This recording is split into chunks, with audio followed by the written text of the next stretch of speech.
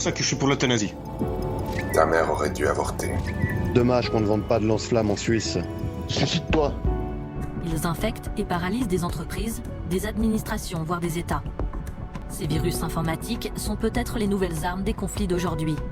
Nous irons ensuite à New York à la 4e commission de décolonisation des Nations Unies où indépendantistes et autonomistes ont livré deux visions radicalement différentes du fait noir. En 1948, à minuit exactement, l'État d'Israël est proclamé. Les États arabes voisins décident donc d'intervenir et ils envahissent l'ancienne Palestine. C'est le début de la première guerre israélo-arabe. Depuis, les guerres s'enchaînent entre l'État hébreu et les États arabes. Nasser Aghanif, selon le dernier classement du Forum économique mondial sur les inégalités hommes-femmes, la France arrive en 134e position sur 144. Autant dire vraiment que de classement. Pour ce qui est de l'égalité salariale, à emploi équivalent, on est derrière l'Azerbaïdjan, le Tadjikistan, le Zimbabwe et la Russie.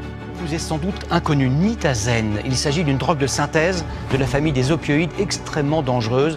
Elle a fait son apparition en France récemment. Les 3 T, Tantal, Étain et Tansgen, au milieu d'un scandale diplomatique entre le Congo, le Rwanda et le géant de l'électronique, Apple.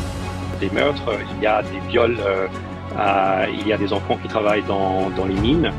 Et de ce point de vue-là, on est en train de passer des guerres informationnelles à ce qu'on appelle aujourd'hui les guerres cognitives. Et parce que les technologies sont duales et qu'elles sont partout, nous devenons donc des cibles. Ce ne sont plus simplement des guerres et des conflits entre armées, mais aujourd'hui, toute la population peut devenir potentiellement une cible micro-ciblée, hyper personnalisée d'un certain nombre de stratégies d'influence.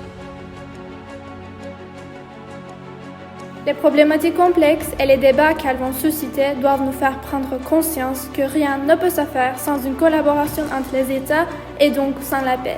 Ces guerres que nous vivons de près ou de loin ne sont pas des guerres contre notre nation, mais des guerres contre l'humanité. Voici le message de MFNE 24. Dépassons nos divisions, défendons le multilatéralisme, forgeons la paix.